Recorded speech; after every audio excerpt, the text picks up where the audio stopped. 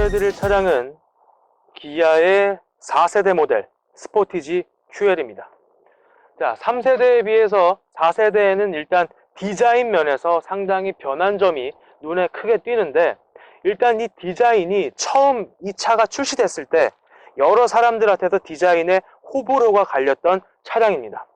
어떤 사람들은 이쁘다고 말을 했고, 어떤 사람들은 앞모습이 왜 저럴까, 3세대 모델에서 충분히 디자인이 좋았는데 거기서 더 이상 고칠 게 없었다, 그런데 4세대에 손을 댔는데 잘못됐다 라는 그런 말도 많이 나왔던 차량입니다. 앞에서 보면 약간 물고기 모양을 닮아서 망둥어나 이런 모양을 많이 닮았다고 흔히들 네티즌들이 얘기를 많이 하더라고요. 자, 일단 앞에 디자인부터 보실게요. 앞에 디자인은 헤드램프가 이렇게 지금 앞트임을 한 것처럼, 그리고 뒤트임을 한 것처럼 이런 형식으로 이제 기아에서 디자인을 많이 밀고 있습니다. 그래서 여기는 상향등이 들어가게 되고, 여기는 일반 헤드레스트, 여기는 방향 지시등이 들어가게 되는데, 약간 아쉬운 점이 있다면 좀 크롬 라인으로 여기를 마감을 하든지, 뭔가 아니면 포인트를 좀 줘서 좀 더 이 스포티지 QL 모델이 역동적이게 좀 만들어줬으면 하는 안타까운 그런 심정이 좀 있네요. 자, 라인도 이 그릴 라인과 딱 이어지진 않아요. 요 그릴이 기아 K 시리즈부터 쭉 밀고 나오는 모델인데, 요 그릴이 왠지 이 SUV 차량인 스포티지 QR한테는 너무 그릴이 작지 않습니까? 이건 요 조금 그릴을 좀 크게 해줘서 차라리 공기가 빠지는 것도 그렇고 흡입량을 좀 늘려줬으면 했는데, 이걸 왜 굳이 똑같은 사이즈로 했거나 작게 들어가서 그 모양을 이렇게 좀 망쳐놨다라는 생각이 들게 만드는지 저는 이해가 좀 안 갑니다. 이 그릴이 한 이만큼 더 올라와서 크게 좀 빼줬으면 하는 그런 안타까운 심정이 좀 있네요. 여기도 크롬 라인으로 마감을 했고, 터보 모델도 아니고 아무것도 아니기 때문에 테더링 같은 건 들어가 있지 않습니다. 자, 가장 중요한 거, 제가 이 스포티지 QL에서 가장 마음에 드는 점이 있다면 바로 요겁니다. 지금 기아에서 아이스 큐브 형태로 부르고 있습니다. 요게 처음에 프로시드 GT 모델에서 처음 달려 나왔고, 이제 기아 K 시리즈의 K5가 1세대가 나오고 2세대가 나오면서 페이스 리프트가 되는 과정이 있었죠. 거기서 이 아이스 큐브 형태가 들어가게 됐고, 지금은 소렌토에서도 볼 수 있고 기아에서 이 아이스 큐브 형태를 밀어주는 겁니다. 자, 이 디자인은 정말 네 발이기 때문에 눈에 확 띄고 야간 주행 시에는 더 많은 눈을 띄게 해주죠. 이 디자인은 정말 잘 나왔고 저는 개인적으로 상당히 마음에 드는 부분이라고 말씀을 드리겠습니다. 자, 여기도 크롬 라인 형식으로 마감을 줬고, 여기도 이 정도면 괜찮은 마무리였다. 그런데 전체적으로 봤을 때 그릴이 너무 작고, 그리고 헤드레스트가 너무 밋밋하다, 이런 구조가 좀 아쉽다고 생각이 들겠습니다. 자, 이 차는 일단 2.0 디젤 차량입니다. 그리고 4륜 구동이고 일단 프레스티지 모델이고 옵션이 풀옵션으로 들어가 있진 않아요.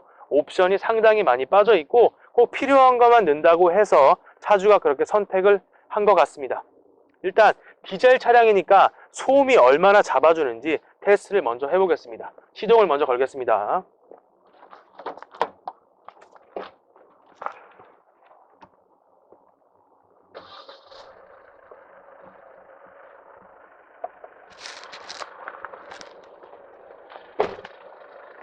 자, 시동을 걸었습니다. 일단 보게 되면 디젤 차량은 시끄러운 건 어쩔 수가 없었어요. 그래서 보게 되면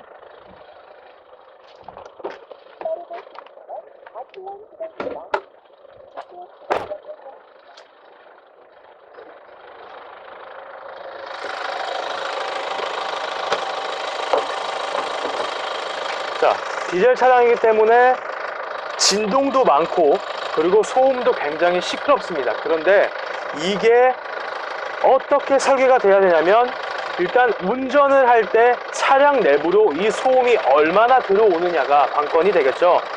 카메라에 잡힐지 모르겠지만 진동이 상당히 센 걸로 지금 확인이 됩니다. 어떤 물체를 하나 이런 형식을 이제 올려놓게 되면 이 정도로 움직인다는 걸 보실 수 있을 거예요.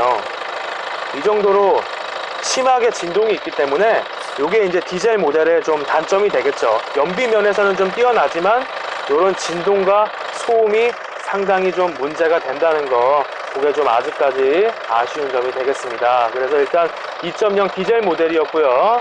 이 정도 소음이 얼마나 잡히는지 한번 차량 내부에 타보고 이따가 리뷰할 때 또 알려드릴게요. 자, 그렇게 해서 자, 옆 사이드로 한번 오실게요. 옆 사이드로. 자, 스포티지 QL은 일단 기본적으로 이 차량은 19인치가 장착이 돼서 나왔습니다. 그리고 한국 타이어를 쓰고 있고, 한국 타이어 중에도 아반떼 스포츠에서는 한국 타이어 벤투스 S1 노블2가 쓰였죠. 그런데 여기서는 이제 키너지 GT가 쓰이면서 트레드 웨이드 한 540까지 올라갔고, 이제 국산차의 타이어도 어느 정도의 트레드를 확보를 했다. 하지만 아직까지 좀 아쉬운 점이라고 들자면, 아반떼 스포츠 1탄에서도 말씀을 드렸지만 이 차에 어울리는 타이어를 100% 껴주진 않아요. 왜냐면 사람도 그렇고 육상 선수도 그렇고 신발이 가장 중요하단 말이에요. 그런데 이 스포티지한테 신발인 이 타이어를 성능이 떨어지는 타이어로 줬을 때 이 지면과의 접지력, 그런 부분에서, 그리고 제동 능력, 그런 부분에서도 차의 성능을 좌지우지할 수 있기 때문에 스포티지 QL 구입하시는 분들도 아마 좀 고가의 타이어로, 좀 고성능의 타이어로 넘어가시지 않을까라는 생각이 듭니다. 자, 브레이크도 저희가 지금 포피 형식으로 다 튜닝을 해놨습니다. 그리고 휠도 순정휠이 아니에요. 스포티지 QL의 휠은 이쁘게 나왔다고 저는 생각이 듭니다. 그런데 그거보다 이 차주는 이 BBS 카피를 더 이쁘게 생각해서 이걸로 변경을 했고, 그리고 이제 포피 형태가 들어갔기 때문에 제동 능력이 향상이 됐다는 거. 자, 포피 형태는 4개가 이 캘리퍼를 잡아줌으로써 제동이 되게 돼요. 그리고 2핀은 2개가 들어가는데, 그리고 6핀 6개가 당연히 들어가겠죠. 그런데 아직까지 국산차에서는 브레이크에 그런 중점을 두지 않아서 어떤 차가 나오든 브레이킹이 약하기 때문에 그 제동 능력 때문에 사고가 날 수가 있습니다. 그러니까 이 브레이크 튜닝은 생명과 직결되고 가족의 안전도 있습니다. 그렇기 때문에 브레이크 튜닝은 좀 하셨으면 합니다. 물론 추천드리는 거고요. 자, 옆에 사이드 라인을 전체적으로 비춰주시게 되면 당연히 사이드 리피터에는 LED가 들어갔고요. 전체로 이제 이 라인을 보시게 되면 스포티지 3세대와 그 디자인이 그렇게 변했다고 느끼는 게 그런 부분이 거의 없습니다. 거의 없고, 그런데 전장은 40mm가 일단 늘어났다고 하고 휠 베이스도 15mm가 늘어났다고 합니다. 그런데 제가 직접 딱 봤을 때 그 차이 전혀 못 느끼겠고, 지금 투싼보다도, 지금 현재 나오는 투싼보다도 스포티지 QL 차량이 더 길고 높아요. 그런데 실제로 차량을 보게 되면 왠지 투싼이 더 커 보이는 느낌이 좀 들게 되니까, 일단 디자인 형식에서 차고가 좀 낮고, 일단 저희가 좀 그 차고를 낮춰놨어요. 저희는 서스도 지금 서스펜션 다 바꿔놔서 GRBS 블루로 세팅을 했습니다. 그래서 약간 좀 부드러운 주행을 할 수 있게 블루를 세팅했습니다. 아반떼 스포츠에서는 좀 하드하게 레드로 세팅을 했었고요. 이번에는 GRBS에서 블루로 세팅을 해서 차체를 좀 더 낮게 하면서도 부드러운 주행을 할 수 있게 저희가 바꿔놨습니다. 자, 아무튼 다시 라인으로 넘어와서 이 라인은 정말 잘 빠졌어요. 3세대에도 그랬고 4세대에도 그랬고, 뭔가 좀 달리겠다는 그런 의지가 강하게 보이는 그런 디자인이기 때문에 이 디자인은 전체적으로 아직까지도 마음에 상당히 드는 부분입니다. 뒤에 브레이크는 일단 저희가 도색만 해놓은 상태고요. 캘리퍼 도색만 해놓은 상태고, 얘는 순정으로 그대로 쓰고 있습니다. 휠만 체인지했습니다. 자, 뒤에 와서 자, 이제 뒷부분을 한번 살펴보겠습니다. 뒷부분을 살펴보게 되면 테일램프가 이렇게 쭉 이어지고 있죠. 근데 이 테일램프가 여기가 너무 좀 작고, 요게 좀 전 쓸모가 없다고 생각을 해요. 차라리 해주려면 뭐 좀 크게 이만하게 해줬으면 되는데 좀 작게 했고, 개인적인 의견에서 보면 스포티지 3세대 모델이 차라리 뒷모양은 더 이뻤어요. 근데 저는 이게 이제 마음에 드는 디자인은 좀 트렁크 부분을 살펴보겠습니다. 이 차는 옵션이 많이 빠진 차량이기 때문에 트렁크를 이제 스포티지 QL도 이렇게 눌러주기만 하면 자동으로 이렇게 쓱 열려요. 그런데 이 차량은 그 옵션이 빠져 있습니다. 그렇기 때문에 힘을 줘서 열어야 되고, 일단 트렁크의 공간을 보시면 트렁크의 공간이 약 500리터 정도가 나온다고 기아 측에서는 설명을 하고 있고요. 자, 밑에를 들어보시면, 자, 스페어 타이어는 들어있지 않고 그냥 이 키트만 들어있어서 정비만 할 수 있게 해놨습니다. 그래서 이 공간은 수납 공간으로 사용을 하셔도 뭐 무방하겠네요. 자, 원래 옵션이 들어있는 차량은 여기에 버튼이 들어가 있어요. 근데 요거는 이제 옵션이 없기 때문에 그냥 플라스틱으로 마감을 했는데, 요 버튼만 누르면 이제 트렁크가 자동으로 닫히게 되죠. 그 옵션은 필요할 것 같아요. SUV를 이용하시고 가족들과의 그 패밀리카로 이용하시게 되면 그런 부분이 짐을 들고 있을 때도 그렇고, 아니면 옆에서 와이프가 눌러줄 수도 있고, 그건 옵션으로 한번 집어 넣었으면 하는 바람이 있습니다. 뒷좌석 공간도 보시게 되면 뒷좌석 공간이 상당히 넓어요. 넓어서 일반 평균적인 성인 남성이 앉았을 때 뭐 주먹이 1개 반 정도 들어갈 수 있게 설계가 되어 있는 것 같습니다. 정말 뒷좌석도 편하고, 그리고 신기한 게 뭐냐면 이 뒷좌석을 각도를 조절할 수 있게 이번에 나왔어요. 그래서 33도인가? 거기까지 조절이 된다고 해요. 그래서 여기 라인을 보시면 이게 접히기 때문에 이 각도를 조절할 수 있어서 뒷좌석에도 일반 승용차처럼 이렇게 완전히 몸을 제쳐서 편안하게 승차감을 느낄 수 있게 해주죠. 그리고 암레스트도 이렇게 펴보면 이게 굉장히 강합니다. 예전에 기아차가 이 암레스트가 나올 때 이 공간을 띄어 있지 않고 이 시트와 접지가 되어 있었어요. 그래서 이 암레스트를 펴놓고 닿지 않으면 여기에 좀 자국이 생기는 그런 면이 있었는데, 이제 나오면서 이런 것들은 잘 설계가 돼서 나온 것 같아요. 튼튼하고 웬만큼 지지하기도 편하고 공간도 확보가 많이 되어 있기 때문에 상당히 괜찮은 것 같습니다.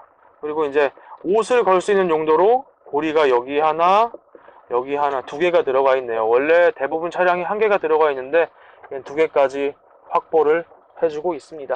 뒷좌석은 정말 잘 나온 것 같아요.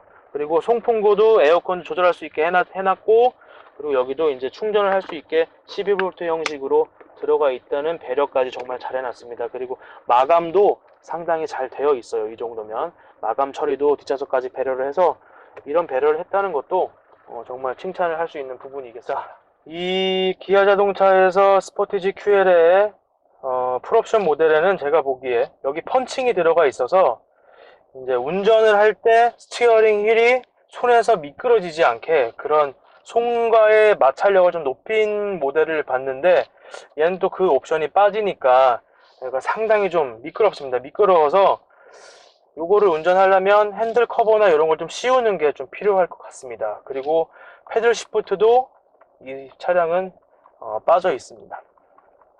패들 시프트가 빠졌다는 거는 좀 상당히 좀 아쉬운 면이 있네요.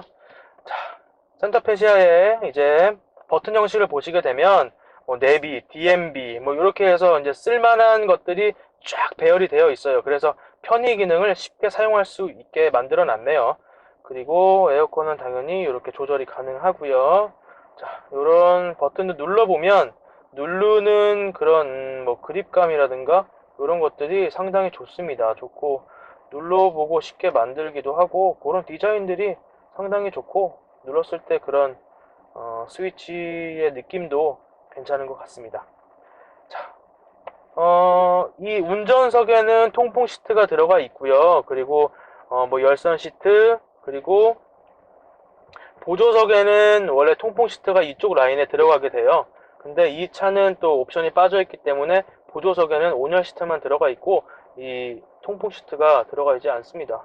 그런 것도 좀 보조석에 있는 사람을 배려한다면 그런 기능을 좀 넣는 것도 필요할 것 같습니다. 자, 드라이브 모드는 아반떼 스포츠와 똑같아요. 자, 에코 모드, 그리고 여기 계기판을 비춰주면 에코 모드, 그리고 스포츠 모드. 자, 다시 보시게 되면 에코 모드, 스포츠 모드, 그리고 노멀 모드. 예, 세 개로 조절이 가능합니다.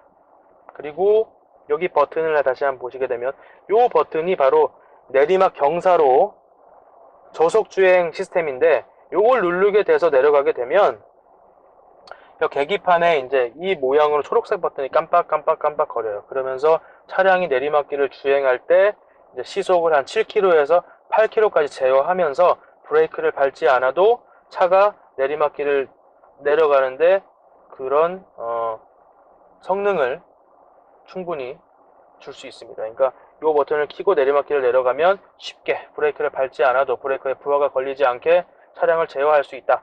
이런 거 알고 계시면 됩니다. 그다음 컵홀더도 있고, 뭐 2개 공간 넣을 수 있는 공간, 그리고 핸드폰 공간은 보통 여기에 많이 두죠. 그리고 풀옵션 차량은 제가 알기로도 스포티지 QL도 여기에 충전이 되는 걸로 알고 있어요. 충전이 되는 걸로 알고 있는데 이 차량은 지금 충전 기능이 없습니다. 없어요. 그리고 여기도 보면 뭐 요 정도 공간, 이 정도 공간에 뭐 넣을 수 있는 공간. 아직까지 기아나 현대 차량은 여기를 칸막이를 따로 나누지 않기 때문에 정리하는 거에서 좀 정리하기는 좀 뭐하지만 그래도 집어넣는 공간은 어느 정도 괜찮다, 넓게 나왔다, 이런 거 좀 아쉽기도 합니다. 그리고 시트 형태도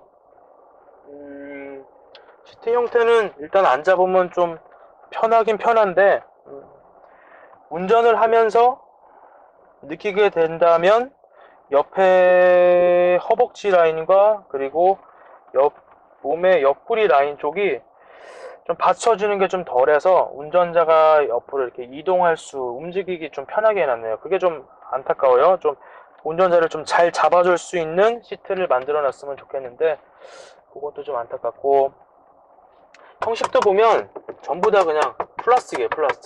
플라스틱 형식으로 해놨기 때문에 고급스러움을 전혀 느낄 수 없고, 뭐 카본 형태로는 아닐지라도 아반떼 스포츠는 그래도 카본 비슷하게 흉내는 내놨고 카본 비슷하게 마감을 해놨단 말이에요. 근데 이 차는 그런 것도 없습니다.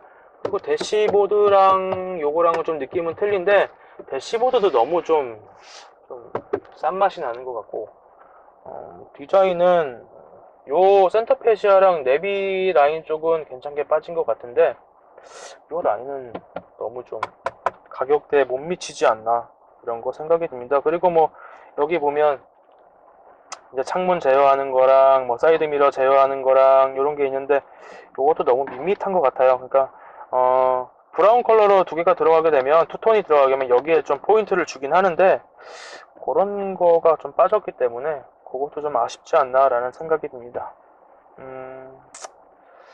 그래서 전반적인 거를 이제 내부를 살펴봤고요. 이 차는 그리고 파노라마 썬루프가 장착되어 있기 때문에 어느 정도의 개방감도 느낄 수 있다. 뭐 틸팅 기능도 되고 이렇게 해서 파노라마 썬루프들 여는 것도 가능합니다. 그래서 개방감을 상당히 줄 수 있다라는 거, 그것도 장점이 된다고 생각해요. 파노라마 썬루프는 정말 마음에 드는 옵션 중에 하나입니다.